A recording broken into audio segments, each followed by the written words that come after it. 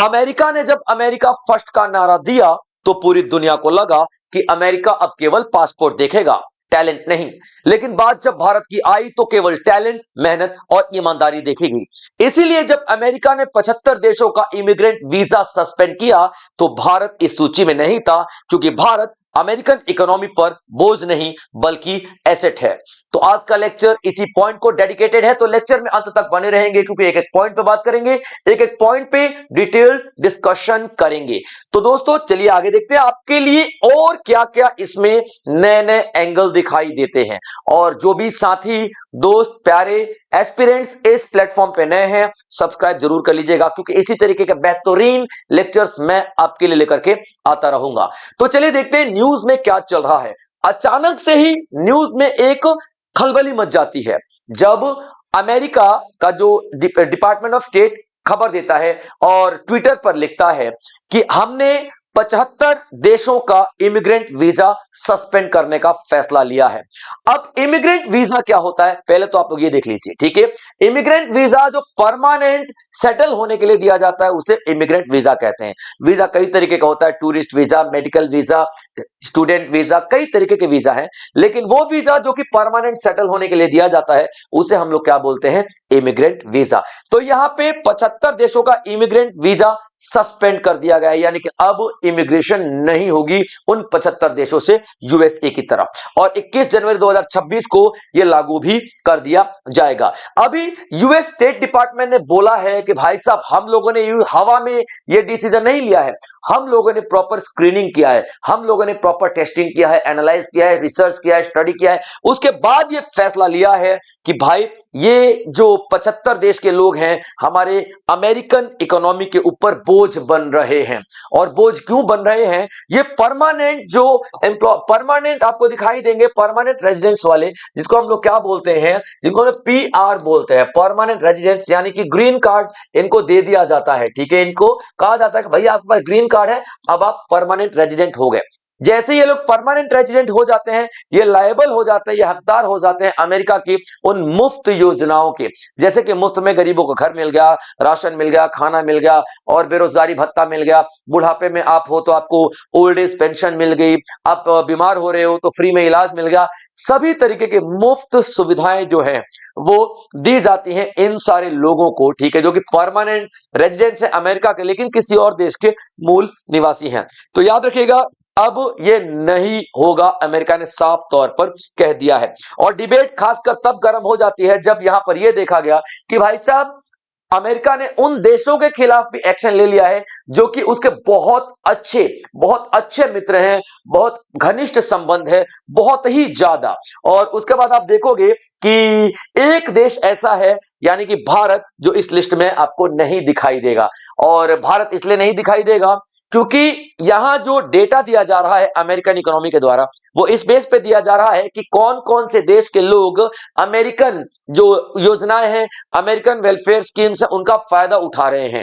लेकिन भारत के लोग वहां पर नहीं है, उन सारी स्कीम्स में नहीं है, क्योंकि भारत वो देश है जो खुद पहले नौकरी ढूंढता है फिर अमेरिका में जाता है, जाकर के बोझ नहीं बनता है। भारत वो देश है जिसने अमेरिका को बड़े बड़े सीईओज दिए हैं, सत्या नडेला हो गए, सुंदर पिचाई जैसे लोग दिए हैं। भारत वो देश है जिसने मेडिकल फील्ड में अमेरिका को बहुत सारे डॉक्टर्स दिए हैं, इंजीनियर्स दिए हैं, आईटी इंजीनियर्स दिए हैं, जो आपको बहुत बड़े बड़े मैनेजर्स दिए हैं, उद्योगपति दिए हैं। तो अमेरिका का डेटा ये कहता है कि भारत इस लिस्ट में इसलिए नहीं है क्योंकि भारत के लोग अमेरिका के लिए हेल्पफुल है, भारत के लोगों का योगदान अमेरिकन इकोनॉमी में बहुत ज्यादा है। और ये पूरी दुनिया को एक मैसेज गया है कि भारत के लोग बहुत मेहनती होते हैं और भारत के लोग कर्मठ हैं, किसी पे डिपेंडेंट नहीं है। अब इससे क्या होगा, पूरी दुनिया की इकोनॉमी में भारतीयों के लिए रास्ता खुल जाएगा। और बहुत सारी ऐसी इकोनॉमी है जो कि कतराती थी, अब वो कतराना छोड़ देंगी भारतीयों से। उनको यह बात साबित हो गया कि अगर अमेरिका ने यह बात साबित कर दिया है, अमेरिका का डेटा अगर ये बात कह रहा है, तो जाहिर सी बात है भैया, भारतीय अगर हमारे यहां पे आएंगे तो हमारी इकोनॉमी को भी बहुत ज्यादा आगे बढ़ाएंगे। अब देखिए किस किस तरीके के लोग नहीं जाएंगे, यानी किस किस तरीके के लोगों पर सस्पेंशन का असर पड़ेगा। वो लोग जो कि फैमिली स्पॉन्सरशिप में जाते थे, उनका परिवार वहीं पर रहता था और उनके परिवार के द्वारा इन लोगों को बुला लिया जाता था, आजा भाई तू भी आजा, मैं भी आ जाऊं, मैं तो यहीं पे रह रहा हूं, तू भी आ जा, हाँ चाची तुम भी आ जाओ, चाची के बहू तुम भी आ जाओ, भैया तुम भी आ जाओ, वो लोग अब नहीं जा पाएंगे भाई साहब। एम्प्लॉयमेंट बेस्ड ग्रीन कार्ड जिनके पास होता था, जैसे कि कोई कंपनी यूएस की बोल देती थी कि मैं आपको परमानेंट जॉब दे रहा हूं तो आप मुझे आप आ जाओ, तो परमानेंट एम्प्लॉयज को पीआर यानी कि परमानेंट रेजिडेंस यानी कि ग्रीन कार्ड यानी कि परमानेंट सिटीजनशिप मिल जाती थी, लेकिन अब नहीं मिला करेगी। तीसरा पॉइंट आता है कि एक अलग तरीके का वीजा आता था, diversity based permanent residence visa. अब इसका मतलब क्या होता है, अमेरिका का एक पॉलिसी है कि मैं चाहता हूं कि हमारे देश में, अमेरिका में तरह तरह के लोग रहे, तरह तरह के लोग रहे, यानी कि उस देश का एक भी नागरिक नहीं रहता तो उस देश के 4 नागरिक, उस देश के 4 नागरिक, यानी कि विविधता, डाइवर्सिटी बनी रहे अमेरिका के अंदर में। तो इसलिए क्या होता है बच्चों कि ये अमेरिका एक लॉटरी निकालता है जिसको हम क्या बोलते हैं, डीवी लॉटरी बोलते हैं, डीवी लॉटरी बोलते हैं। जो लोग भी अप्लाई करते हैं ना, उनका डीवी लॉटरी निकाला जाता है, उनमें से जिस देश के लोग अमेरिका में फिलहाल नहीं है, अमेरिका में रिप्रेजेंटेशन उनका नहीं है, उन लोगों की लिस्ट में से निकाला जाता है पर्चियां और बताया जाता है कि हाँ आप इंपॉर्टेंट हो भाई साहब, आपकी जॉब नहीं लगी कोई बात नहीं आप आ जाओ, ठीक है, आप बुजुर्ग हो कोई बात नहीं आप आ जाओ, ठीक है, बट इतनी सी बात है आप 12वीं पास होने चाहिए, ठीक है, एक आपका एजुकेशन का लेवल है उतना पार होना चाहिए, कहीं यहां पे आकर भीख ना मांगो भाई साहब, बातचीत तो करनी आनी चाहिए, थोड़ी बहुत इंग्लिश तो आनी चाहिए ना आप लोगों को। तो ये क्या होता है, डाइवर्सिटी बेस्ड परमानेंट रेजिडेंस, यानी कि डाइवर्सिफिकेशन को, विविधता को बढ़ाने के लिए अमेरिका का एक आपको दिखाई देगा यहां, अमेरिका का एक मतलब एक यूं कह लीजिए डिसीजन दिखाई देता है कि हमारे अमेरिका के अंदर विविधता दिखाई देनी चाहिए। और कौन कौन नहीं अफेक्ट होगा, tourist visa, student visa, temporary job वाले जो घूमने फिरने के लिए जा रहे हैं, इलाज विलाज के लिए जा रहे हैं, हेल्थ वीजा, ये सब नहीं अफेक्ट होने वाले हैं। लीगल पॉलिसी बेसिस की बात कर लेते हैं, ठीक है। अब किस बात का हवाला दे रहे हैं, और डोनाल्ड ट्रंप कह रहे हैं भैया ये जो हमारे यहाँ पे एक पब्लिक चार्ज डॉक्ट्रिन चलता है, पब्लिक चार्ज डॉक्ट्रिन, इसी के तहत, इसी का इस्तेमाल करते हुए मैं आप लोगों को कह रहा हूं कि अब 75 देशों के लोग यहां पर नहीं आएंगे। इसका मतलब क्या होता है, देखिए ये क्या है, डॉक्ट्रिन चार्ज एक डॉक्ट्रिन है, not doctrine charge, public charge एक डॉक्ट्रिन है, एक सिद्धांत है।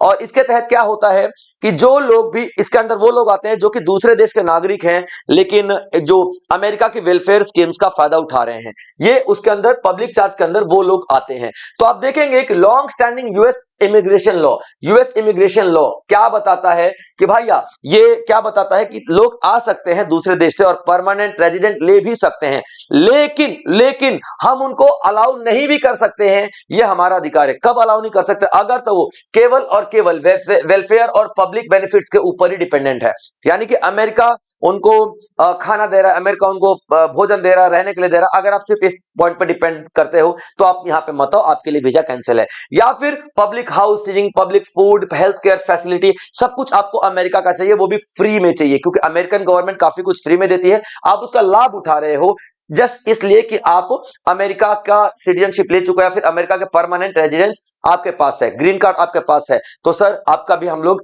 वीजा कैंसिल कर रहे हैं, आप सभी लोग चले जाओ। हाँ अमेरिका में रहो, नो डाउट, ठीक है, लेकिन आपको काम करना पड़ेगा, मेहनत करनी पड़ेगी, पैसा कमाना पड़ेगा, टैक्स भरना पड़ेगा, तब कहीं जाके आप यहाँ पे अमेरिका में रह सकते हो, यानी कि अमेरिकन इकोनॉमी में आप लोगों को कंट्रीब्यूट करना पड़ेगा, तब यहाँ पे आप लोग रह सकते हो, अदरवाइज आप नहीं रहोगे, ठीक है। अब देखिए ऑफिसर्स इसके लिए क्या करते हैं, ऑफिसर्स उन लोगों के इनकम देखते हैं, एसेट्स यानी कि प्रॉपर्टी देखते हैं, ऑफिसर्स उनकी हेल्थ और एज देखते हैं, यानी कि एज कितनी है, कहीं ऐसा तो नहीं 70 साल की उम्र में वीजा ले रहा है और कहीं ऐसा अमेरिका में कदम रखते ही ठीक है हो जाए, और उनके पास परमानेंट कोई ऐसी बीमारी है, हेल्थ जो उनका खराब हो चुकी है, जो कि अमेरिका में जाते वो करोड़ रुपए का इलाज करवाने लग जाए, ये सब कुछ देखा जाता है। आपकी इंग्लिश प्रोफिशिएंसी होनी चाहिए, इंप्लॉयमेंट होनी चाहिए, आप लोगों के पास नौकरी होनी चाहिए, आप वहां पे जाकर के सिर्फ बैठ के खाना नहीं खा सकते हो, आपको फ्री में किसी घर में नहीं रहने दिया जा सकता है, ये सारी की सारी चीजें ऑफिसर्स देखते हैं। उस बेस पे क्या कहा जाता है कि भाई साहब देखो, अगर आप कमा रहे हो, धमा रहे हो, टैक्स वैक्स भर रहे हो, यानी कमा रहे हो फिर खर्चा करो, तब तो आप आ जाओ, वरना मत आओ। इसको क्या बोलते हैं हम लोग, पब्लिक चार्ज डॉक्ट्रिन कहते हैं। क्या, पब्लिक चार्ज डॉक्ट्रिन कहते हैं। क्लियर पॉइंट, ये देखिए पूरा पूरा आपको यहाँ पे लिखा हुआ मिल जाएगा। चलिए आगे देखते हैं।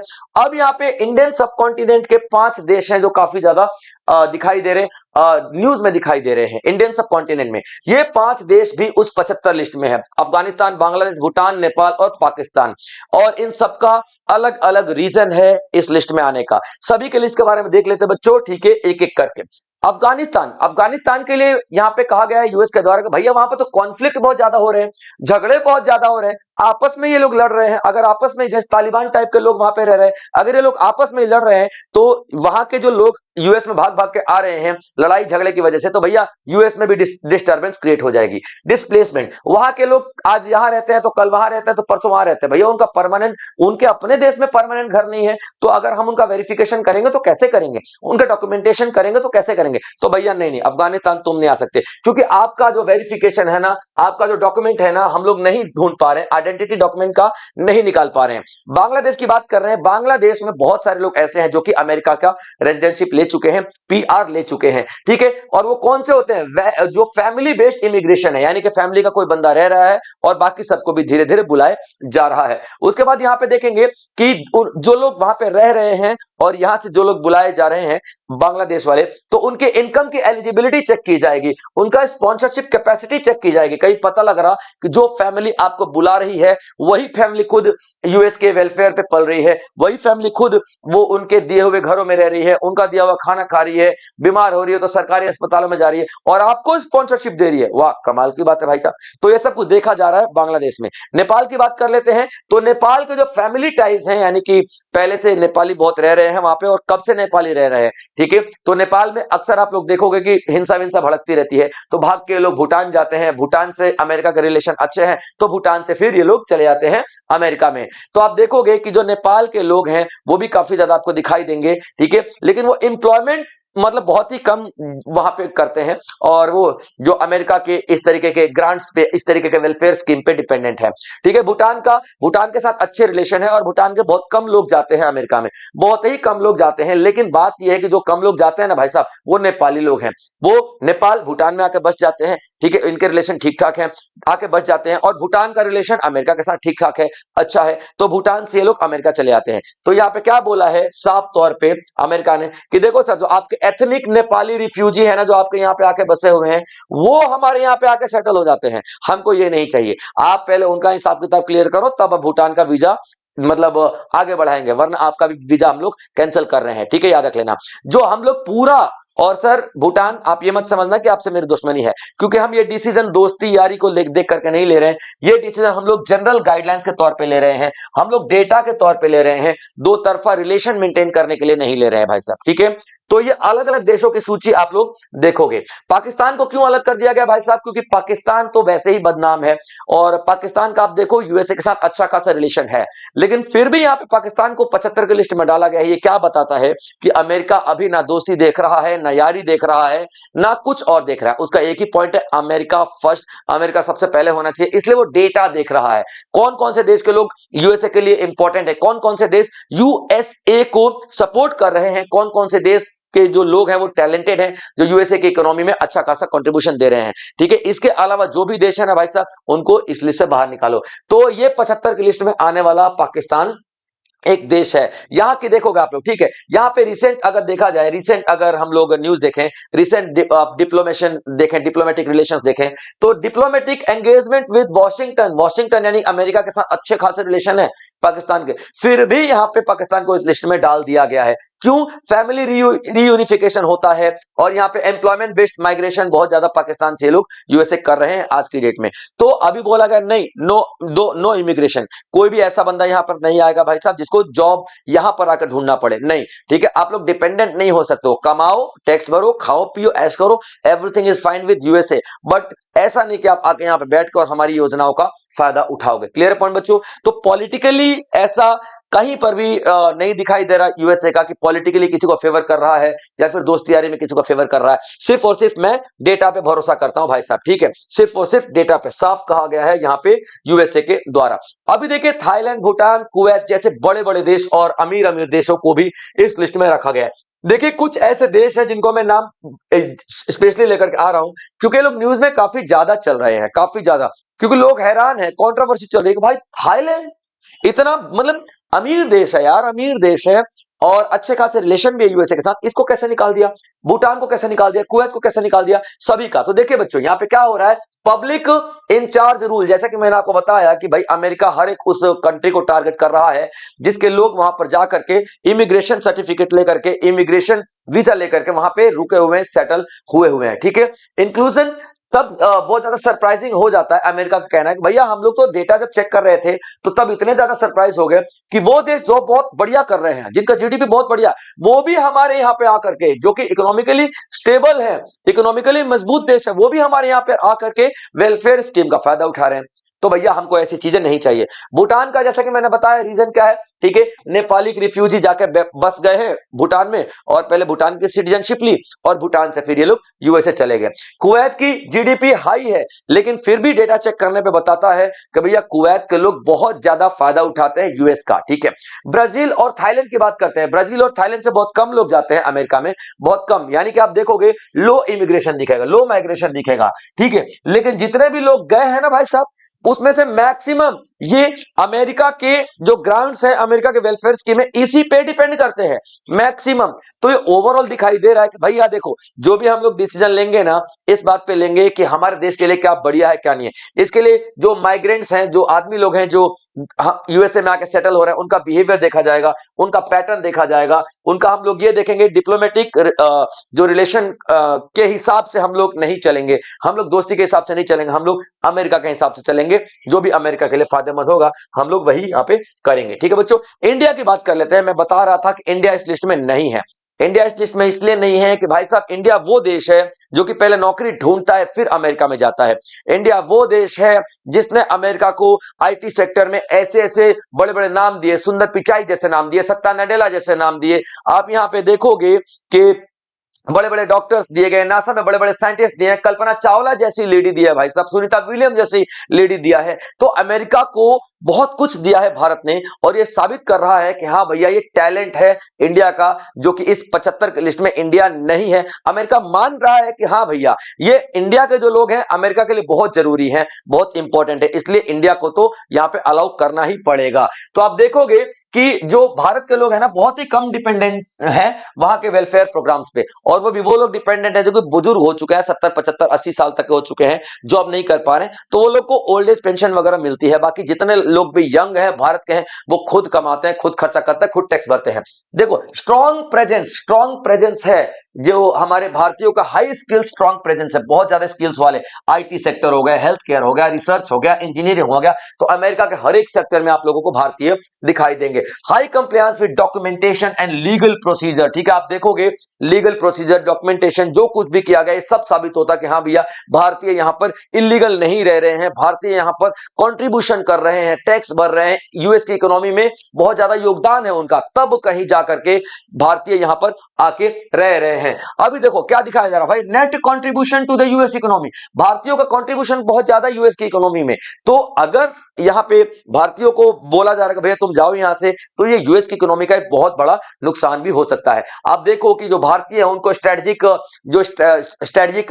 पार्टनर भी बने हुए हैं, ट्रेड में, टेक्नोलॉजी में, मेडिकल फील्ड में, एआई के सेक्टर में, हर जगह आपको भारतीय दिखाई देंगे, जहां पर भी यूएस आपको मजबूत दिखाई देगा।